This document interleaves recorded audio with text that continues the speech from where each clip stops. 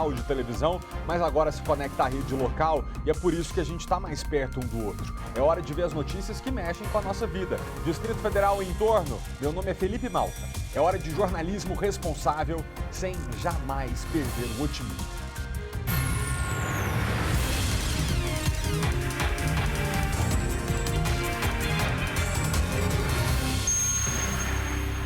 Polícia Civil prende suspeito de assassinar e matar a adolescente Emily Fabrini em Taguatinga. Vandir chegou a ser preso, mas foi solto na audiência de custódia. Na ocasião, a juíza afirmou que nem o Ministério Público e nem a Central de Flagrantes pediram pela prisão preventiva dele. Técnica. Não poderia decretar a prisão do Vandir, considerando que o delegado e a promotora não pediram a prisão. A gente tem um depoimento exclusivo desse homem que foi preso. Pode até, inclusive, ajudar a polícia na solução do caso.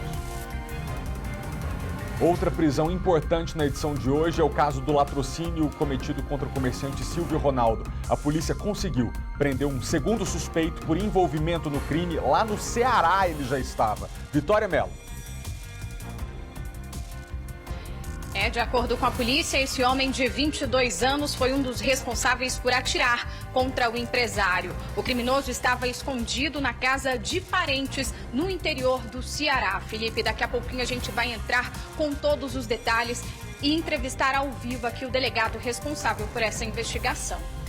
Tá certo, Vicky, até já, inclusive, para você contar pra gente se esse homem foi de carro mesmo, ônibus, avião, como é que percorreu milhares de quilômetros, né?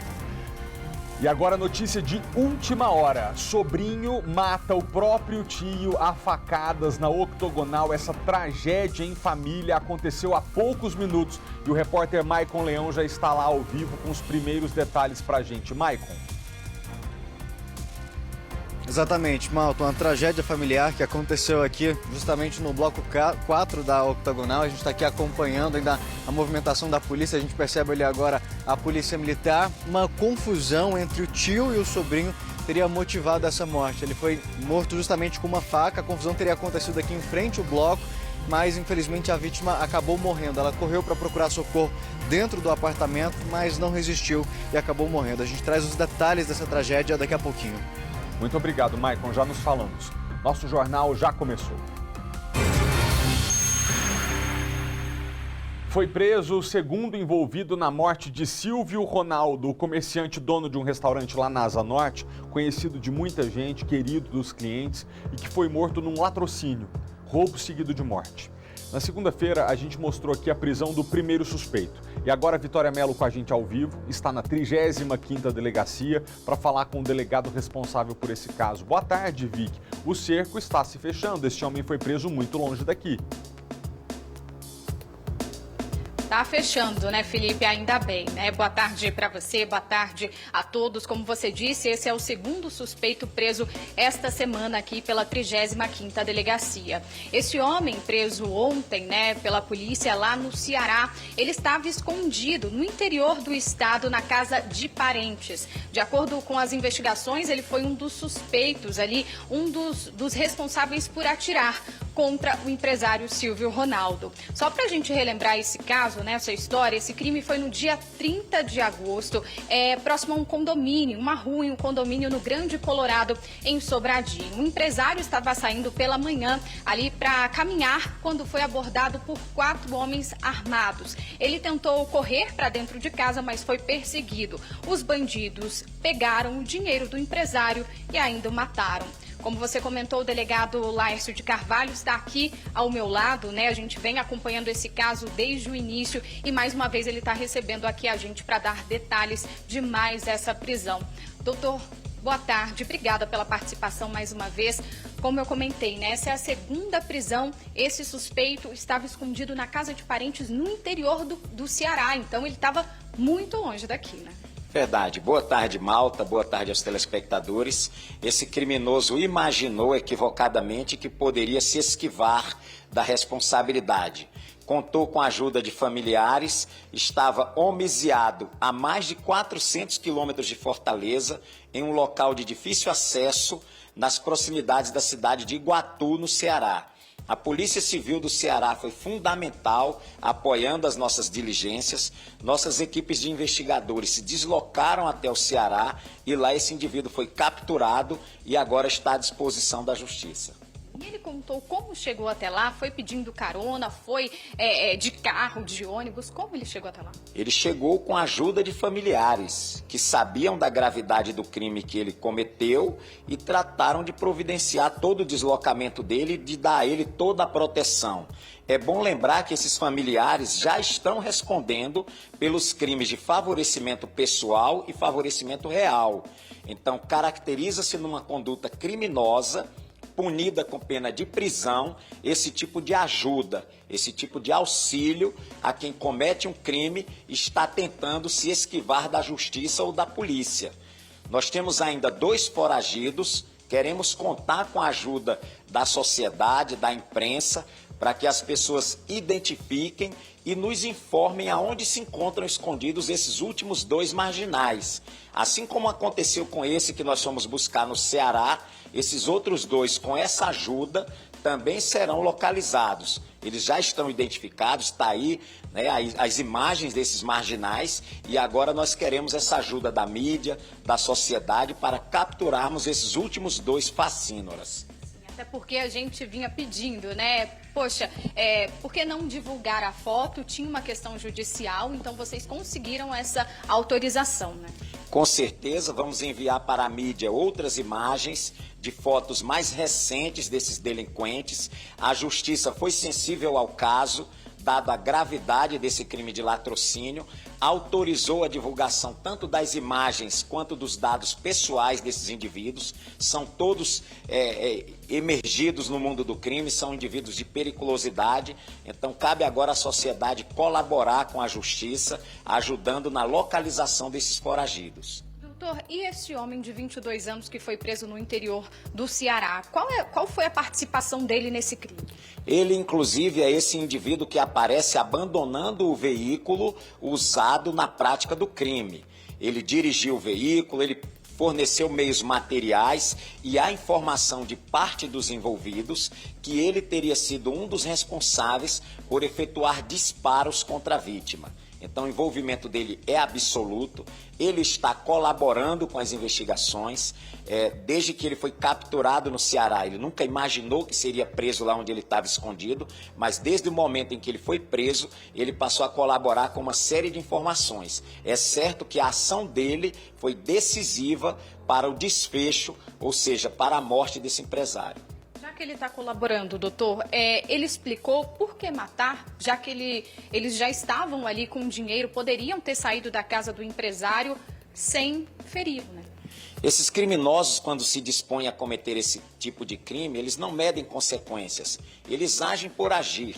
Não houve razão alguma para terem tirado a vida do empresário. Como você muito bem falou, eles já tinham se apossado dos valores, do dinheiro que o empresário possuía. Matam porque não tem nenhum apego à vida. Matam pelo simples prazer de provocar o sofrimento nos familiares e essa tragédia no meio da família. Não dão qualquer explicação, nem mínima. Não houve reação por parte do empresário, nada que justificasse a ação desses delinquentes. Doutor, o primeiro suspeito, né, que a gente veio, até mostrou aqui na segunda-feira, ele foi um articulador, né? Ele que seria o responsável por articular mesmo esse crime. Ele que teria pegado as informações, né, ter tido acesso às informações de que o empresário, ele lidava muito com dinheiro. Como que foi a participação desse primeiro suspeito e o envolvimento desse segundo, a relação ali deles? Já se conheciam? Ainda há alguma coisa que precisa ser aprofundada na investigação. Este criminoso preso no interior do Ceará morava a pouquíssima distância do empresário que foi assassinado. Há um outro indivíduo que também tinha informações sobre a rotina de vida desse empresário.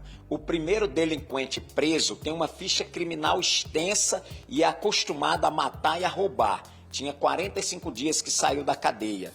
Todos eles são pessoas que se conheciam previamente. Então nós estamos apenas aprofundando para ter a certeza de qual deles teve acesso à informação privilegiada sobre a rotina da vítima. Então esse homem de 22 anos preso no Ceará era vizinho ali do Silvio Ronaldo? Inclusive a mãe dele é uma pessoa conhecida lá nas imediações e mora muito próximo. Há uma divergência aí, alguns dizem que ele morava com a mãe, outros dizem que ele morava sozinho, mas o fato é que ele morava sim nas imediações, ou com a mãe ou sozinho, nas imediações onde morava o empresário assassinado. Então tudo leva a crer que os 4 já se conheciam, né, doutor? Não há nenhuma dúvida que os criminosos se conheciam. O que nós estamos averiguando é apenas qual deles teve acesso a informações extremamente privilegiadas em relação à vida do empresário. E pode ser que uma 5ª pessoa tenha passado essas informações? Já foi descartado isso? Ainda não? Isso não está descartado, pelo contrário, a cada dia e com cada nova prisão, fortalece a tese de que houve sim um 5º envolvido, que era uma pessoa que conhecia ainda mais aprofundadamente a vida do empresário. Doutor, o senhor comentou que esse homem que foi preso no Ceará, ele foi quem abandonou o carro naquelas imagens, né, que a gente divulgou inicialmente. Ele era o dono desse veículo? Não, o veículo pertencia a um outro marginal, que é um desses que encontra-se foragido. Isso já está provado, esse marginal sabia da empreitada criminosa, colaborou com ela e entregou esse veículo nas mãos desse indivíduo preso no estado do Ceará. Então, o envolvimento desse indivíduo preso agora foi ter conduzido o veículo, adentrado no apartamento do empresário e praticado esses atos todos aí. Como o senhor comentou no início, né, o apoio da Polícia Civil do Ceará foi de extrema importância, né, para essa prisão. Com certeza, investigar é uma ação de muitas mãos. A Polícia Civil do Ceará está de parabéns, nós solicitamos o apoio deles, foram assim de uma disponibilidade enorme, apoiaram nas diligências, apoiaram na captura do criminoso, tomaram as providências iniciais para que ele fosse recambiado para o Distrito Federal. Então, a eles, a nossa agradecimento. Muito obrigada, doutor. É isso, Felipe, nós temos a imagem, né? Nós chegamos até as últimas vezes que tivemos aqui na 35ª Delegacia de Sobradinho 2, nós questionamos o delegado, né, a respeito das imagens desses suspeitos foragidos, porque como a população pode ajudar ali se não tem ali a imagem, a foto, né, dessas pessoas. Mas então agora a Justiça autorizou a divulgação dessas imagens, temos aí os 2 últimos suspeitos desse crime que estão foragidos, como o delegado disse, né? São pessoas muito perigosas que estão circulando. Esse último suspeito, né, esse último preso, foi localizado lá no interior do Ceará e teve toda a ajuda da família para fugir, para chegar até o local. Então, a gente reforça aqui o pedido do delegado, né, que a população ajude a identificar esses 2 homens que ainda estão foragidos. E como o doutor disse, reforçou aqui ainda, não descartou a possibilidade de uma 5ª pessoa envolvida nesse crime. Você tem alguma dúvida, Felipe? Eu tiro aqui com o doutor. Rapidamente, eu queria esclarecer se os 4 envolvidos no roubo seguido de morte que tirou a vida do seu Silvio Ronaldo, se os 4 já tinham ficha criminal, já tinham passagem pela polícia e por crimes graves. Sim. Doutor, o Felipe pediu para perguntar ao senhor se os 4 envolvidos já tinham passagens e por crimes graves. Todos com inúmeras passagens. O indivíduo preso no último sábado conta com pelo menos 5 homicídios pelos quais ele é suspeito. É um profissional do crime. Todos eles são envolvidos com droga, todos eles têm envolvimento com outros roubos e estão sendo investigados pelo envolvimento em crimes dos mais diversos, desde homicídio, tráfico de drogas, e dedicam-se à vida do crime desde a adolescência, todos 4. Então agora os outros 2, né, João Paulo de Queiroz Moreno e também Marcos Vinícius Spinelli Novaes, que é conhecido como Pajé, estão aí sendo procurados, a polícia está na cola, né, doutor? Com certeza, aliás, eu peço novamente a ajuda da comunidade. Esse criminoso que responde pela alcunha de Pajé está achando que vai se livrar da justiça, se engana, a família tem dado suporte a ele também, vai responder pelos crimes de favorecimento real e pessoal, e mais cedo ou mais tarde o Pajé vai vir para cá também, porque ele não é melhor do que nenhum dos outros que nós já aprendemos. Ele é outro veterano do crime, é outro indivíduo que aterroriza a região do Grande Colorado, envolvimento vastíssimo em delitos, e nós temos a informação de que ele também foi um dos executores do empresário. Sobre o criminoso que foi preso no Ceará, ele se encontra neste momento aqui na delegacia, já foi encaminhado para o DPE. Qual é a situação dele neste momento? Está sendo formalizado o termo de interrogatório dele, ele tem sido colaborativo, tem dado inclusive detalhes que nós não conhecíamos da investigação. Tão logo ele seja interrogado, passará por exames no IML e em seguida será recambiado para o sistema prisional. Ele chegou hoje aqui então? Com certeza, por volta de 9 horas da manhã, em uma aviação de carreira, uma empresa de aviação comercial, a Polícia Civil deu todo esse suporte para que ele seja apresentado quanto antes à Justiça do Distrito Federal. Então agora é todo esse procedimento, ele é ouvido e depois entregue à Justiça. Com certeza, está aí o trabalho da Polícia Civil, está aí a colaboração da comunidade, mostrando que o resultado vem. Nós precisamos contar com essa mesma ajuda para prender os outros dois, porque se depender da Polícia Civil, nenhum deles vai ficar na impunidade. Obrigada, doutor.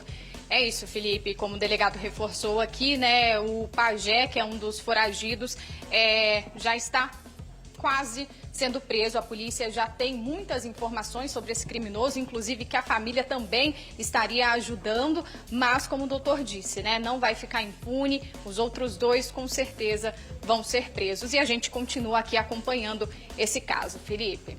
Muito obrigado, Vicky. Agradeço ao delegado Laércio de Carvalho, você, repórter nossa, é testemunha. A gente sempre noticia casos muito graves, crimes muito sérios cometidos, mas é muito raro que a gente não venha poucos dias depois informar da prisão dos criminosos. Estão presos os que mataram o seu Silvio Ronaldo, estão presos os dois que tiraram a vida do Bernardo Brasil lá em Samambaia, está preso o menino o homem que estuprou e matou a menina Emily lá em Taguatinga. Isso significa que a polícia prende aqui no Distrito Federal. Obrigado, Vicky. Eu queria só comentar com você em casa que é muito interessante a gente viver numa unidade da federação em que a taxa de resolução do homicídio beira 100%. Se equipara aos países mais avançados da Europa, porque aqui no Distrito Federal a gente entende onde está o verdadeiro problema do nosso país. Porque se nós ajudamos a polícia, e a polícia do Distrito Federal, competente como consegue localizar o assassino, por que a gente se depara depois com assassinos, estupradores, latrocidas e tantos outros criminosos na rua? Será que não tem vaga na cadeia? E aí a justiça se vê impelida a soltar uma pessoa perigosa? É possível. Será que há juízes interpretando de forma muito benevolente a lei e colocando na rua gente que jamais tem condições de conviver em sociedade? Também é possível, mas é interessante a gente viver no Distrito Federal e entender que aqui a polícia prende. Porque se a polícia prende e o bandido tá solto, é porque alguém solta. Se a gente aqui no Distrito Federal fica desiludido com uma taxa de solução de homicídios que beira 100%, imagina nos outros estados brasileiros, em que não tem uma polícia tão bem paga, tão bem preparada, em que de cada 10 homicídios, 3 são solucionados, aí a polícia se esforça para localizar aquele vem a justiça e solta. Estamos em ano eleitoral. Não é com gritaria que a gente resolve os nossos problemas, é com inteligência. E é isso que eu te peço, vote com inteligência. Temos graves problemas de violência e o seu candidato precisa olhar no teu rosto e discutir com base em fatos, números, o que precisa ser feito. A polícia prendeu novamente, nessa quarta-feira, o suspeito de assassinar e de matar a adolescente Emily Fabrini, de 14 anos, lá em Taguatinga. O crime foi no fim de semana. Apesar de o homem ter sido preso no dia do crime, ele acabou sendo liberado com tornozeleira eletrônica, porque a prisão não tinha sido pedida à justiça. Foi por volta de 5 horas da tarde desta quarta-feira que a 17ª Delegacia de Polícia prendeu Vandir Correia Silva, de 21 anos, perto da casa dele em Águas Lindas de Goiás. Ele confessou ter matado Emily Fabrini de Araújo, de 14, em uma área de mata em Taguatinga na madrugada de sexta para sábado. Vandir chegou a ser preso, mas foi solto na audiência de custódia. Na ocasião, a juíza afirmou que nem o Ministério Público e nem a Central de Flagrantes pediram pela prisão preventiva dele. Tecnicamente, a juíza não poderia decretar a prisão do Vandir, considerando que o delegado e a promotora não pediram a prisão. Mas ela usou de cautela, libertou, ele deu liberdade para ele com o uso de tornozeleira eletrônica. Foi aí que a polícia precisou ir atrás de mais provas e o Ministério Público pediu a prisão preventiva de Vandir. Ele cometeu estupro de vulnerável, ela tem 14 anos. Consentido ou não, nesse caso a lei diz que é estupro. Depois de asfixiá-la, carregou ela por cerca de 1,5 km da área do curral até próximo a um córrego, aonde ela retirou as roupas da vítima, ateou fogo nas roupas e fez uma fogueira.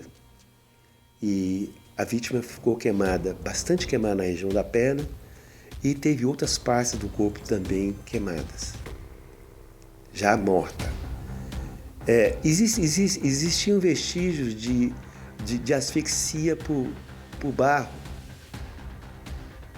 Imagine a crueldade desse elemento ao praticar esse delito. Vandir conheceu Emily na noite do crime quando foi visitar uma irmã, vizinha dela em Taguatinga. Imagens de câmeras de segurança registraram o momento em que ele e a adolescente aparecem juntos.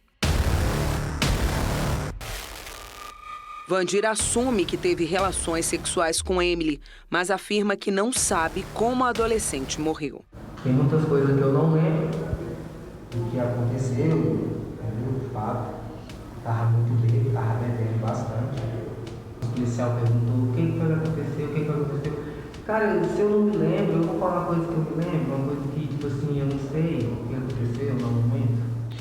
Para a mãe de Emily, mistério e dor que não vão trazer a filha de volta. Eu não sei diretamente o que ele fez com ela. Só sei que eu acabei de enterrar minha filha, mas diretamente de saber o que ia acontecer com ela, eu não sei. Sem antecedentes criminais, agora Vandir deve responder pela morte da adolescente, atrás das grades. Ele é réu primário, mas ao cometer um crime de tamanha crueldade, tamanha violência, tá? Ele mostrou, de tamanha insensibilidade, o promotor assim entendeu, nós entendemos assim, o promotor assim entendeu, e o juiz também assim entendeu, que ele tem que ser segregado para a manutenção da ordem pública. Não tem a mínima condição de permanecer em sociedade.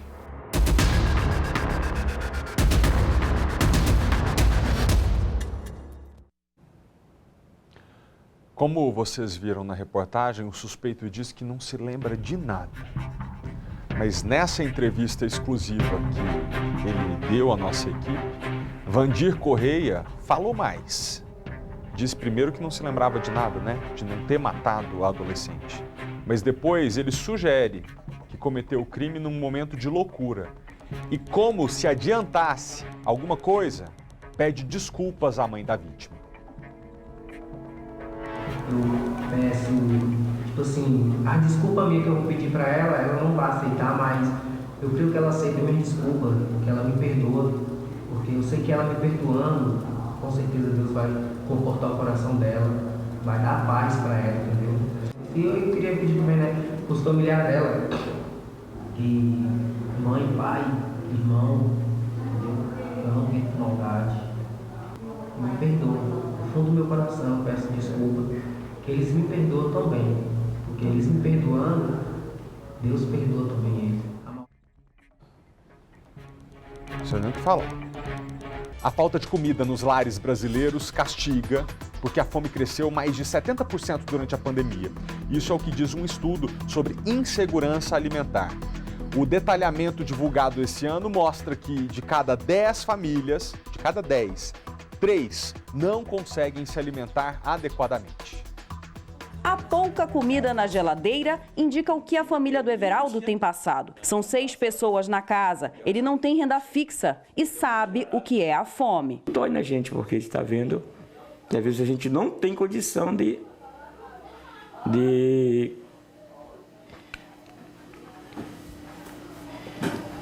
colocar o alimento, né, para os filhos da gente.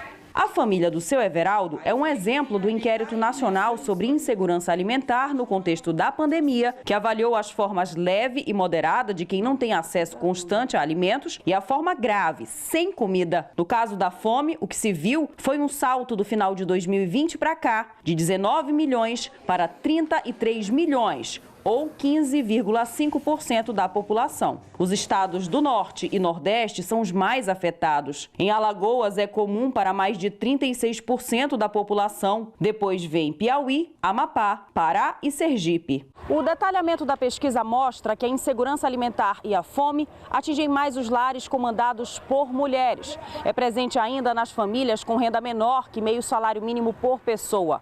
Aqui no Pará, em quase 68% das famílias com essa renda, o prato tem ficado vazio. A pesquisa aponta ainda a relação direta da falta de comida com o endividamento das famílias e em moradias com crianças menores de 10 anos. Em números absolutos, o Sudeste tem o maior contingente de pessoas passando fome, quase 7 milhões em São Paulo e mais de 2,5 milhões no Rio de Janeiro. Diante desse quadro, o representante da pesquisa faz sugestões. Estimular a produção de alimentos, estimular a agricultura familiar, reforçar os programas de alimentação escolar, a ideia de não aceitar isso como um traço normal da sociedade.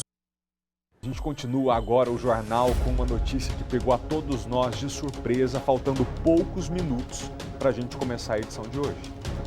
Uma briga de família terminou da pior forma possível. Um sobrinho matou o próprio tio a facadas aqui na Octogonal. O caso aconteceu há pouco e o Maicon Leão está na quadra onde o crime foi cometido. Maicon Leão, é com você, que informações você tem? Exatamente, Malta. Boa tarde para você, para todo mundo ligado no SBT Brasília. A gente está bem em frente ao bloco em que tudo isso aconteceu, aqui na Octogonal 4, no bloco A. A gente vê aqui a viatura da Polícia Civil, Instituto de Criminalística, que está terminando nesse momento a perícia, mas como você bem disse, foi uma tragédia familiar que aconteceu pouco antes da gente finalizar a edição. Ele se preparando, a gente correu para cá para apurar essas informações e o que a gente tem é o seguinte: foi uma briga envolvendo o tio e o sobrinho. Esse sobrinho, que na verdade já foi preso, que é o Wilker, de 26 anos, ele é um homem em situação de rua e que costumava vir aqui no prédio visitar a avó, se alimentar, tomar banho, mas que hoje teria acontecido um desentendimento entre ele e o tio. O tio, inclusive, Malta, chegou a chamar a polícia militar, alegando que esse sobrinho estava ameaçando a mãe dele, a avó desse autor. E aí a equipe veio até aqui ao prédio e aí no local, quando a polícia chegou, esse autor, esse sobrinho, já estava trancado em um dos quartos e ali eles tentaram conversar, convencê-lo a sair do quarto. E aí no momento em que eles conseguiram fazer com que esse jovem de 26 anos deixasse o quarto, teria acontecido ali uma confusão entre ele e o tio. O tio teria partido para cima dele e esse sobrinho, ele estava com uma faca. Como ele vive em situação de rua, tem vários desafetos aqui do lado de fora e por isso, segundo a polícia, ele andava com essa faca. E aí no momento em que esse tio teria ido para cima do sobrinho, ele foi golpeado várias vezes com a faca. A polícia militar, que já estaria lá no apartamento na hora, conseguiu conter, separar ali esse sobrinho, prendê-lo em flagrante. O corpo de bombeiros foi acionado, mas infelizmente esse tio, que tem 56 anos, não resistiu e acabou morrendo. A gente percebe uma movimentação aqui, principalmente agora perto da hora do almoço. Muitas pessoas chegam a todo momento aqui ao condomínio, que é fechado, mas a movimentação, por exemplo, de policiais é bem menor. O que mais tem é a movimentação de jornalistas aqui do lado de fora, o Instituto de Criminalística dali, uma viatura da PM aqui que está acompanhando o trabalho lá dentro. Há poucos minutos chegou a viatura do Instituto Médico Legal, que vai fazer a remoção do corpo. Eu vou, inclusive, pedir para o Edson mostrar para a gente ali atrás. Dá para ver um pouco entre as grades, está a viatura do Instituto Médico Legal para fazer a remoção do corpo. Mas o que a gente tem, Malta, é que realmente tudo tratou-se de uma confusão familiar. Esse sobrinho tinha o costume de vir até aqui o prédio, que é justamente a casa da avó, quando ele via para tomar banho, para comer. E lá na delegacia, a gente vai ter mais detalhes daqui a pouco com a outra nossa equipe, mais detalhes dessa situação, porque a equipe da Polícia Militar já estava aqui dentro do prédio quando tudo isso aconteceu. Eles vieram atender uma ocorrência de ameaça. Esse sobrinho estaria ameaçando a avó, na verdade, desse autor é a avó dele. e a gente ainda não sabe a motivação dessas ameaças, mas estaria acontecendo essa situação e aí o tio resolveu chamar a polícia para retirar ele de dentro da casa. E ele acabou se trancando nesse quarto. No momento em que todo mundo conseguiu convencê-lo a sair de lá, teve essa confusão inicial. O autor chegou a dizer que foi ameaçado pelo tio por uma barra de ferro, mas conversando agora há pouco extraoficialmente com alguns policiais, disseram que não encontraram essa barra de ferro, tem essa informação, mas não encontraram a materialidade dessa prova. Mas o que a gente sabe até agora é que, infelizmente, esse tio não resistiu. O Corpo de Bombeiros esteve aqui no local, tentou fazer esses primeiros socorros, mas, infelizmente, ele acabou morrendo, Malta. Meu Deus, coitada dessa avó, que já tinha que conviver com a situação deplorável de ter um neto morando na rua e tentava dar algum suporte. Agora vê o filho brigar com o neto e aí o neto mata o filho dela, o tio, e ela fica sem o filho e com o neto na cadeia. Meu Deus do céu, o que essa senhora tá passando? E tudo isso na frente dela. Então, e na frente da Polícia Militar também? Uma situação assim que eu não consigo imaginar o que essa mulher está sentindo, Malta. Claro, porque tem os dois lados. Muitas vezes o neto é como se fosse filho duas vezes. Então tem todo esse sentimento e mesmo com essa situação, a avó está ali muito em choque com essa situação, a mulher. Porque eles nunca imaginaram que a situação poderia chegar nesse ponto. A ideia era contornar, claro, por conta das ameaças. Esse homem, a priori, não seria usuário de drogas, mas sim de bebidas alcoólicas. Vivia aí pela rua, mas tinha o costume de vir fazer as visitas, de tomar banho. Tinha uma convivência com a família. Ele não chegou aqui simplesmente depois de um tempo e começou a fazer essa confusão. Ele tinha esse contato aqui com a família, mas hoje teria acontecido essa confusão. O tio, percebendo ali umas ameaças para a parte da avó, resolveu chamar a polícia para conter essa situação. E aí, nesse momento em que tem essa abertura da porta, o que aconteceu ali ainda vai ser apurado pela polícia, mas tudo aconteceu dentro do apartamento, no momento em que eles atendiam uma ocorrência de ameaça que acabou se transformando no homicídio, já que por conta dessas facadas, o tio acabou não sobrevivendo, mesmo tendo um rápido atendimento pelo Corpo de Bombeiros, chegou aqui em poucos minutos, mesmo assim o tio não resistiu e acabou morrendo. A Polícia Militar, como já estava lá no local, conseguiu separar esse sobrinho, prendeu ele em flagrante, ele já está na 5ª DP, que está investigando esse caso, mas infelizmente uma vida foi perdida, né, Malta? Muito obrigado, Maicon. Deixa eu acionar aqui a repórter Kátia Gomes, porque ela esteve na delegacia para onde o sobrinho foi levado após o crime. A Kátia já está plugada com a gente para a gente ter as informações dela. Kátia, é com você. Oi, Malta, exatamente. Nós fomos até a 5ª DP e assim que a nossa equipe chegou lá, os policiais militares que viram, né, o sobrinho matando o tio estavam muito abalados. Eu tentei conversar com ele. Eles falaram que, infelizmente, não dariam informações justamente por estarem abalados com essa ocorrência. Logo depois que o delegado ouviu todas as testemunhas, né, ouviu os policiais militares, ele narrou o que aconteceu exatamente. E foi isso mesmo que o Maicon contou. O tio, ele ligou para a polícia militar, ele não estava no prédio naquele momento, ele ligou dizendo que o sobrinho dele estava ameaçando a mãe dele, né, que é a avó do autor, e pediu que a polícia militar fosse até o apartamento ali na Octogonal. Os policiais militares foram até o apartamento, inclusive eles chegaram primeiro que a vítima e aí todos foram até o imóvel. Quando os policiais militares chegaram no apartamento, acompanhados da vítima, que é o Marcos Aurélio Rodrigues, de 56 anos, ele bateu na porta, abriram a porta e a vítima entrou. Pouco tempo depois que a vítima entrou, os policiais militares começaram a ouvir uma briga, uma discussão. E aí decidiram entrar no apartamento. Nesse momento, os dois já estavam rolando no chão, em vias de fato, e viram o exato momento que o Wilker Maia, de 26 anos, esfaqueou o tio. Foram pelo menos 2 facadas, uma no abdômen e outra nas costas. Os policiais rapidamente seguraram ali o assassino, conseguiram prendê-lo e levaram ele para a delegacia. O delegado disse, né, que ele falou que só faz uso de bebida alcoólica, mas o delegado acredita que ele também faça uso de drogas. Isso porque ele afirmou que ele tem um apartamento próprio em Sobradinho, inclusive ele recebe aluguel desse apartamento, mas ele prefere viver nas ruas, né? Prefere estar em situação de rua. E o delegado disse que essa situação é muito comum de quem faz o uso excessivo de álcool e também de drogas. E que ele não quis detalhar, né, muito, mas o delegado disse que sabe, como o Michael já disse, que ele frequenta a casa da avó para comer e também para tomar banho. Não é todos os dias que ele vai na casa da avó, mas ele costuma frequentar. E que ele anda com essa faca porque ele tem muitas desavenças, né, na rua. Por viver em situação de rua, ele usa essa faca para se proteger. E foi essa a arma utilizada por ele ali durante a discussão com o tio, né?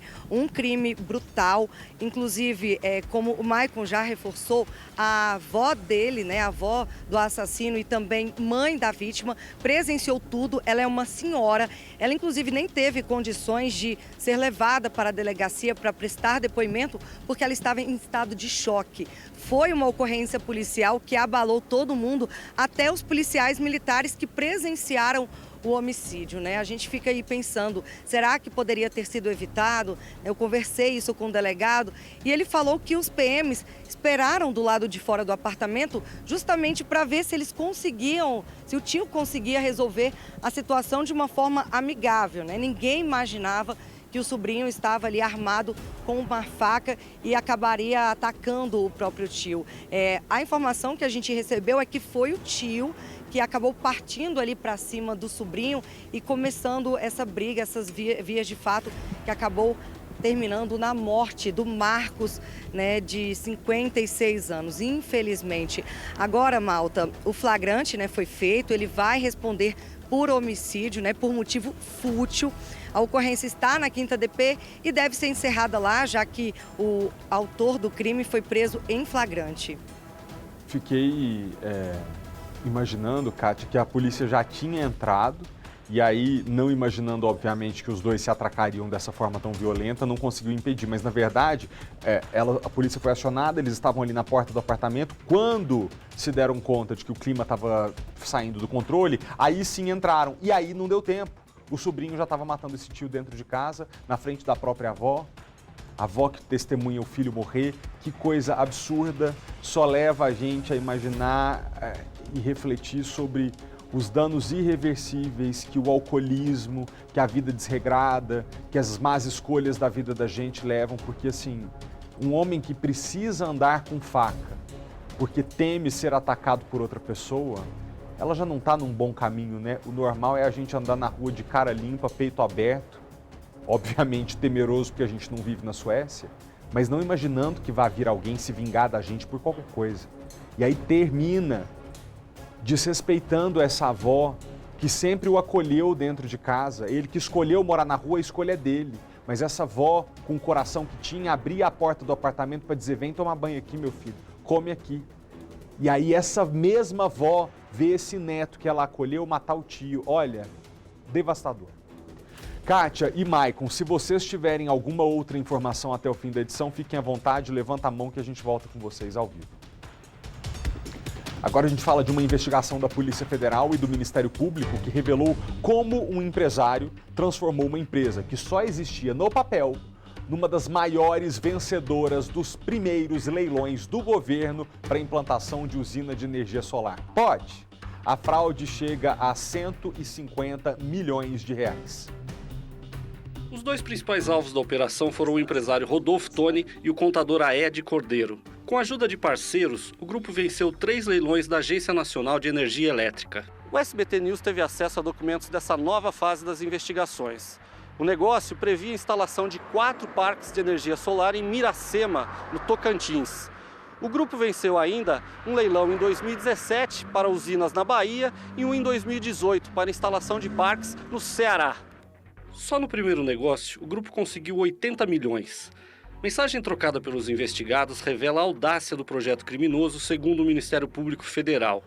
Na conversa, um dos envolvidos questiona quantas pessoas ele conhecia que em 2 anos fez 80 milhões, com uma empresa com 0 funcionário e que existia apenas no papel. O Ministério Público Federal sustenta que o contador adulterava balanços contábeis e financeiros da New Energies para aparentar que estava apta a participar dos leilões. Rodolfo Toni, apesar de não aparecer como dono oficial dos negócios, era quem se apresentava nas reuniões com autoridades e investidores. É um projeto grandioso que traz, além desse desenvolvimento econômico e de toda a infraestrutura que trará ao município, trará muitas oportunidades de emprego. Os cerca de 150 milhões de reais que o grupo levantou com as fraudes bancavam a vida de luxo e ostentação de Rodolfo Toni e Aede Cordeiro. Dezenas de carros de luxo, alguns de mais de 2 milhões. A fortuna também teria financiado a carreira de piloto de Toni, que chegou a ser campeão da Porsche Cup Brasil. Em nota, a ANEEL disse que não é investigada. A empresa New Energies entrou em processo de falência. Os acusados foram soltos por decisão da Justiça e respondem ao processo em liberdade. A defesa de Rodolfo Toni informou que não poderia comentar o caso. O advogado de Aede Cordeiro não respondeu aos nossos questionamentos.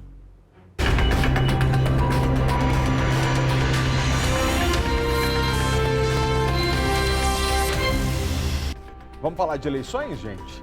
Atendendo a uma sugestão das Forças Armadas, o Tribunal Superior Eleitoral vai testar parte das urnas eletrônicas no dia da eleição com a biometria de eleitores.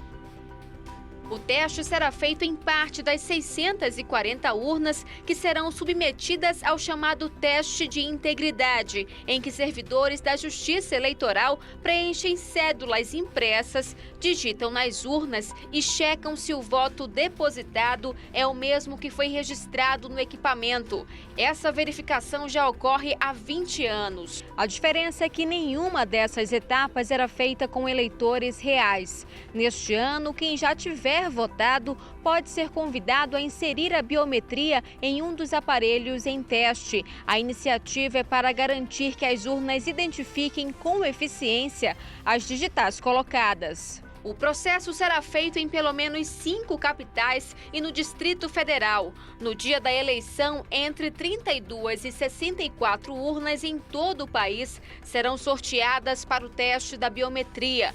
O eleitor pode se recusar a participar. Aqueles que aceitarem irão assinar um termo. Não será necessário votar novamente e todo o processo do teste de integridade será filmado e acompanhado por uma auditoria externa. Para este consultor em direito eleitoral, o teste vai confirmar mais uma vez a confiabilidade do sistema. O processo eleitoral ele é auditável. Os partidos políticos tiveram a oportunidade de verificar o sistema. Começou o velório público da Rainha Elizabeth II em Londres. Mais de 500 mil de pessoas devem prestar uma última homenagem à monarca. Eram 2h22 da tarde quando Elizabeth II deixou pela última vez a sede da monarquia britânica. Puxado por uma carruagem, o caixão estava coberto pelo estandarte real e com a coroa da monarca.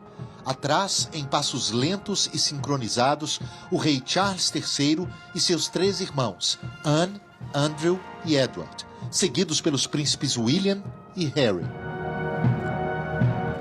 O cortejo era marcado também pelas badaladas do Big Ben, que tocou a cada minuto.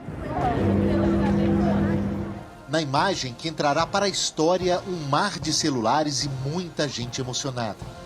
A procissão seguiu até o Palácio de Westminster, onde fica o Parlamento Britânico. Muitos esperaram horas para ter uma despedida de alguns minutos, como Cristina, que também é naturalizada britânica. É um momento super emocionante, é uma mistura de sentimentos. Ela era uma pessoa que cuidava, né, do povo. O povo britânico tem o maior orgulho dela e orgulho de estar aqui, ter conhecido, ter experimentado nessa experiência do reinado dela. Pai e filho me contam que vieram prestar a última homenagem e que o respeito pela monarquia continua mesmo sem Elizabeth II. Dentro do parlamento, o caixão foi colocado no meio do chamado Salão de Westminster, cerca de 1.500 metros quadrados que sobreviveram a quase 1000 anos de história. Foi ali o palco de mais uma celebração religiosa restrita à família e a autoridades, acompanhada do lado de fora até pelo radinho de pilha. nos bastidores de um evento tão importante, já dá para ver os sinais daquele que é o maior esquema de segurança já organizado aqui na capital britânica. Várias ruas e avenidas já estão completamente bloqueadas. Daqui para frente começa uma outra fase, um novo ritual, que vai reunir mais de 500 mil de pessoas. As filas que tinham começado a se formar havia mais de um dia só cresceram desde então e devem chegar, segundo a polícia de Londres, a mais de 10 quilômetros. Elizabeth II não foi uma unanimidade, mas poucas figuras históricas chegam ao fim da sua jornada com tamanha deferência. Para milhões, é uma rainha que parte. Para outros tantos, é a despedida daquela que muitos chamam de vovó deste país.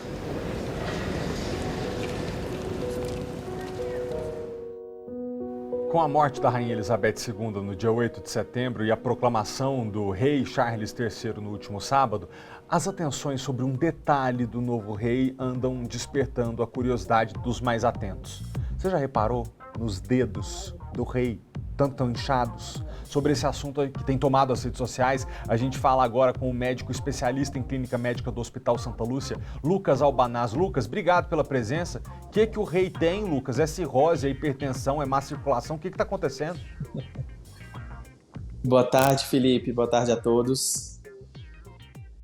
Felipe, a gente precisa de uma avaliação mais profunda para que a gente consiga chegar num diagnóstico, né, do que realmente o rei Charles apresenta aí. Ele já é um rei que assumiu uma idade mais avançada, mas a gente tem várias condições que podem apresentar esse tipo de edema em membros superiores, né, um edema distal aí que a gente coloca. A gente pode colocar desde uma gota úrica, né, que é um acúmulo de cristais de sódio aí nas articulações. Podemos colocar uma insuficiência vascular periférica, uma insuficiência renal também, uma hipertensão arterial, uma insuficiência linfática, né? Até mesmo alguns dessas condições associadas a questão climática, né? Um calor excessivo, né? Tudo isso aí pode desencadear. Entendi. Então, dedos inchados podem tanto ser resultado de ácido úrico, como até de um calor, né? A pessoa idosa, o corpo não tem circulação tão saudável quanto a de quem é mais jovem. Mas, doutor, e aquele anel que ele está usando, que parece até que o dedo vai gangrenar? Não era bom ele usar anel daquele jeito, né? Faz mal, não faz não? Tá bem apertado, né? Tá bem apertado. A questão maior é que a gente possa avaliar ali se tá ficando mais azulado, arroxeado, ou ele tá perdendo o calor ali, a gente não consegue ver que se ele tiver muito frio, né? Então a gente fica mais preocupado. Essas são as situações aí onde a gente pode realmente ter uma total ausência de circulação e até levar a perder uma parte da extremidade, né? Tá, doutor Lucas, pra gente terminar, já que tá calor lá e calor aqui também, se por acaso os vovôs e vovós que nos acompanham sentirem os dedos mais inchados e suspeitarem do calor, o que pode fazer para dar uma aliviada nesse edema na mão? Olha, primeiramente, né, deixar realmente as mãos livres, né, ao deitar, elevar esses membros, né, não passar o dia inteiro com esse membro para a parte para baixo, né? Hoje a gente vê muito mais os membros inferiores, então colocar 2 travesseiros ali, colocar para cima, e caso persista e não exista um diagnóstico, procurar o médico para que a gente realmente possa avaliar e fazer uma melhor orientação, né? Porque pode ter alguma coisa errada, pode ter uma insuficiência renal, né? A gente pode ter que ver essa função dos rins do paciente, pode ter que ver realmente a função vascular, né? Ver como é que estão essas veias desse paciente. Muito obrigado, doutor Lucas. Nós mortais, né, os súditos, nós súditos não, que a gente não é inglês, mas nós mortais aqui, a gente tem que procurar o médico, porque às vezes a gente não sabe o que está acontecendo. Agora, nós não podemos dizer o que o rei Charles tem, mas que ele sabe o que ele tem com certeza, porque devem ser 50 médicos por dia correndo atrás desse senhor para que ele fique bem de saúde. Obrigado, tá, doutor Lucas? Até a próxima. Obrigado, boa tarde. Valeu. Que a gente que tem que ir no médico, lá o médico vai até ele. Por falar em calor, a estiagem e a baixa umidade do ar têm favorecido as doenças nas vias respiratórias. Você está sentindo o nariz congestionado? Uma das alternativas que tem se popularizado para combater esses males é fazer a lavagem das vias nasais. Você já viu? O pessoal na internet realmente bota soro de um lado, sai um melecão do outro lado. É um procedimento que também tem que ser feito com cuidado, tá? E inclusive com orientação médica para acabar não fazendo mal. É só a seca chegar para surgirem as ites, rinite, sinusite, bronquite e por aí vai. Nos consultórios médicos, o atendimento a pacientes com problemas respiratórios aumenta nessa época do ano. Por estatística, 30% das doenças dessa época do ano está ligada a vias aéreas superiores por conta da umidade relativa do ar. As pessoas acabam respirando pior e aí volta tudo aquela história. Respira pela boca, a garganta sofre, as amígdalas enchem, dá problema de infecção. Tudo isso ligado a uma má respiração. Na internet, pessoas ensinam a fazer a lavagem nasal, o que não é recomendável sem orientação de um médico.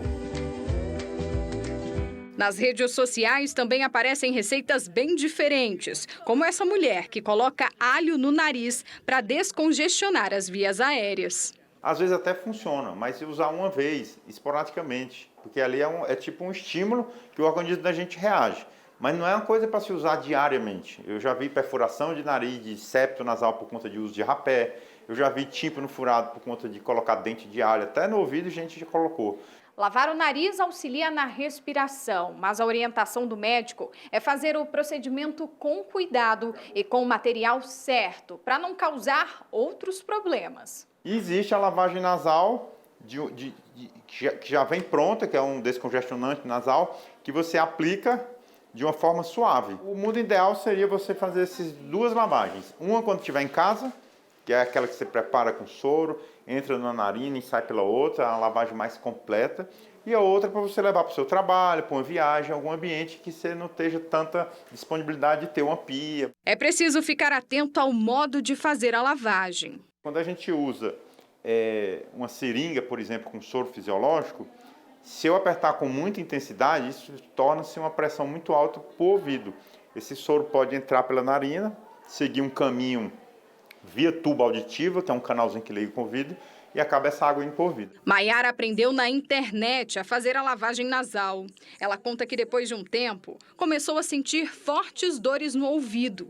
Eu busquei um especialista que foi um otorrino e ele me explicou que a forma que eu estava fazendo a lavagem nasal estava incorreta. E devido a isso eu adquiri uma otite. Então, ele me ensinou a forma correta de fazer a lavagem nasal, que era inclinando a cabeça, abrindo a boca, respirando corretamente. E eu consegui aprender a fazer do modo correto a lavagem. Hoje, às 11h15 da noite, você não pode perder. A Praça é Nossa. O programa tá demais, porque além do João Plenário, dos malandros e de todos os personagens que a gente adora, a Mel Maher senta no banco da praça para fazer você rir muito. Tá engraçado demais, você não pode perder. Bora ver. Eita, mundo violento. Tá demais, né? Eu já fui assaltado na rua, na chuva, na fazenda, na casinha de sapé. Me ajuda, eu tô com um problema no celular aqui. O que houve? Eu não tenho telefone seu, me passa. Ô, deputado, eu quero saber o que o senhor vai fazer pra acabar com a fome. Vou comer. Eu quero um beijo dos dois. 11h15 da noite, viu, pessoal? Deixa eu fazer um convite agora para você. No próximo mês de outubro é meu aniversário e nesse ano vai ter festa. O SBT quer convidar você, nosso telespectador, para minha festinha. Vai ser uma gravação especial do É Sábado no Teatro do Brasília Shopping. Eu agradeço desde já a Renata Monerrat pelo apoio de sempre. E eu quero receber os nossos convidados, tá? Vai ter música, vai ter banda, brincadeira, doce, bolo, lembrancinha da festa, vai ser um aniversário completo. Então, se você quiser ser o meu convidado, a minha convidada, é muito simples. Você acessa agora o Instagram do SBT Brasília, tem que seguir o perfil do Instagram, tá bom? @SBT Brasília, e preenche o cadastro que você acessa no link da bio. Lá no link da bio você clica e você vai cair na página de inscrição. Aí você coloca seus dados e responde por que você merece ser convidado ou convidada para a festinha de aniversário do Felipe sempre, Malta. Os telespectadores que mandarem as melhores respostas vão ganhar o nosso convite. Óbvio que o espaço é limitado, por isso a gente tem que fazer essa seleção. A vontade era receber os 200 mil telespectadores numa festa, mas não tem como, né? Então a gente abre a inscrição para que a gente possa selecionar as melhores respostas. Vai rolar a festa e vai ser bom demais. A gente volta já depois do intervalo, mas antes do break, abre a janela. Deixa eu ver se o céu continua cinza como estava hoje cedo. Deu uma melhoradinha. Mas aí, ó, temperatura 29 graus, ontem nesse horário estava 31, um pouquinho mais fresco, e umidade relativa do ar 34%. Vejo que é a gente morar num lugar que quando dá 34% a gente fala, ufa, que ontem estava 17%, isso aqui é o deserto, minha gente. Vai beber água e volta aqui que nós também voltamos já já. Muito bem, agora a gente volta a falar sobre o caso do diretor de escola pública, Rafael Monforte, que foi encontrado carbonizado dentro do porta-malas do carro dele. O inquérito ainda não foi concluído e uma imagem de circuito de segurança que circula já na internet está intrigando os investigadores. Vocês vão ver porque que, por enquanto, ninguém está entendendo o que aconteceu. Kátia Gomes, o que chama a atenção? Oi, Malta. O que chama a atenção nesse caso agora é que uma imagem de circuito de segurança mostra o diretor Rafael Monforte comprando gasolina pouco antes desse possível crime, né? Pouco antes dele ter sido encontrado morto dentro de um porta-malas completamente carbonizado. Essa imagem é de um posto de gasolina, ele aparece dentro do carro pegando 10 litros de gasolina. E depois disso, ninguém mais teve notícias dele. Ele foi encontrado dentro do porta-malas do próprio carro, né? O carro estava ali em chamas, completamente carbonizado. Testemunhas, inclusive, teriam escutado gritos e ligado para os bombeiros. Quando os bombeiros chegaram ao local, apagaram as chamas e dentro do carro estava o corpo do diretor Rafael Monforte, de 36 anos.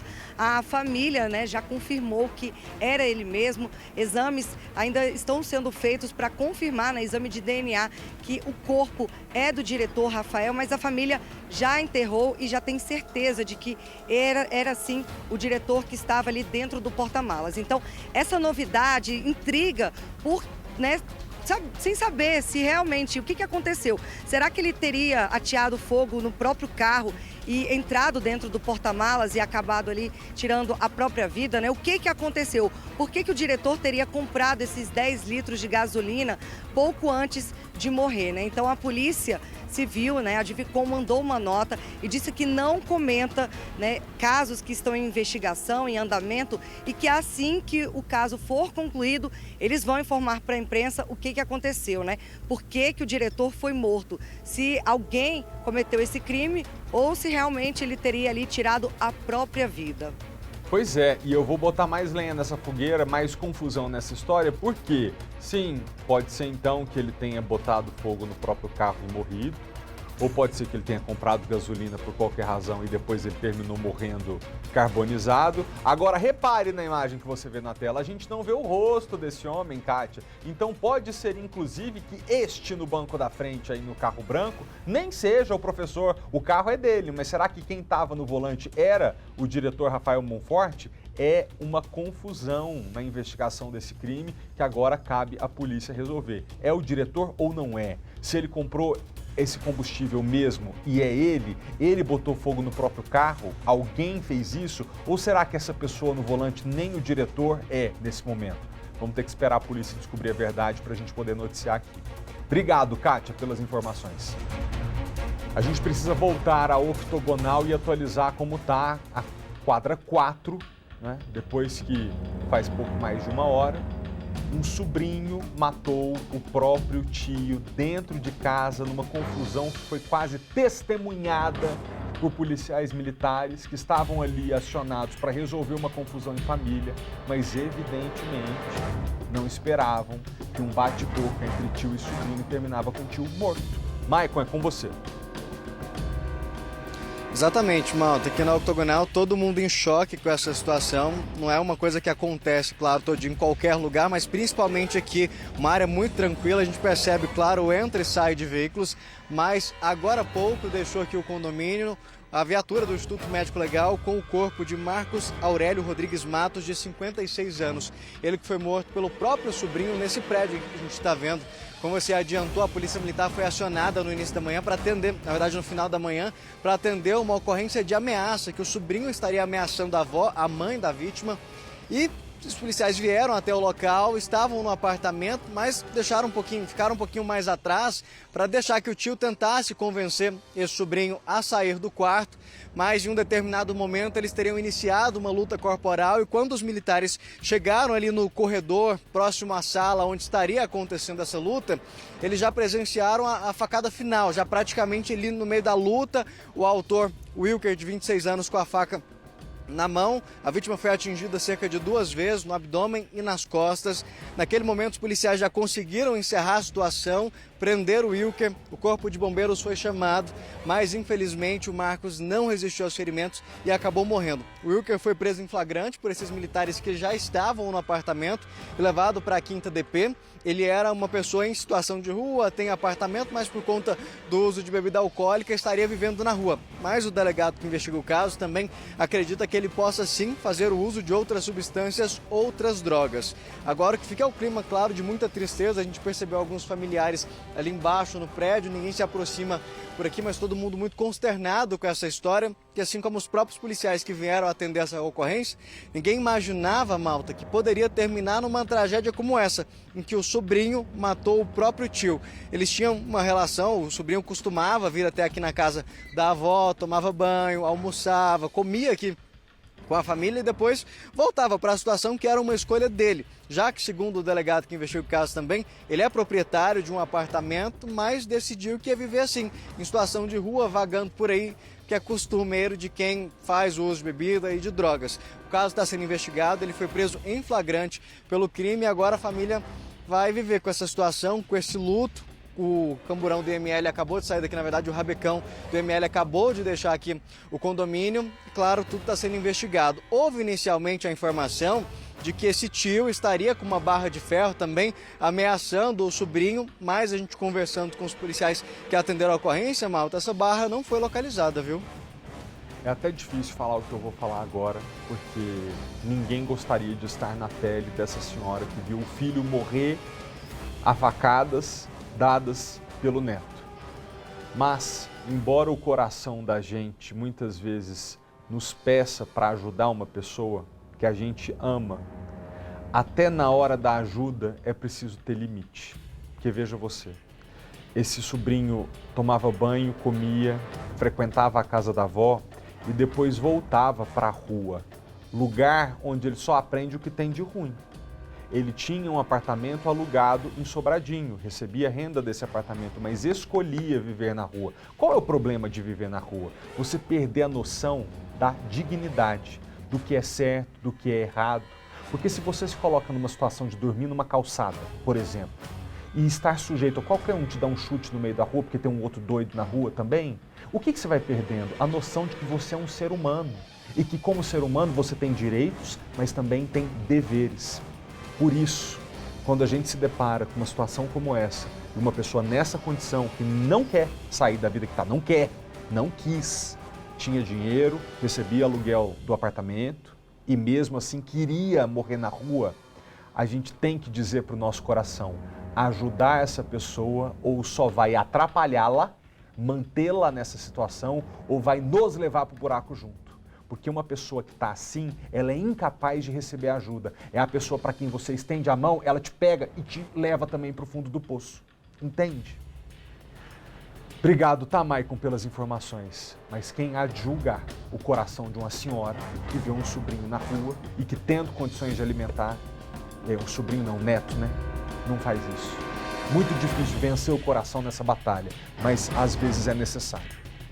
Lá em Planaltina, um cachorro morreu depois que foi atacado por outros 2 cachorros, esses da raça Pitbull. Vitória Mello tem as informações. Mais um caso, hein, Vic? Pitbull, olha, não é todo Pitbull que é perigoso, não, mas a gente sabe que é um cão forte e é um cão que, se não tiver amarrado, ele ataca.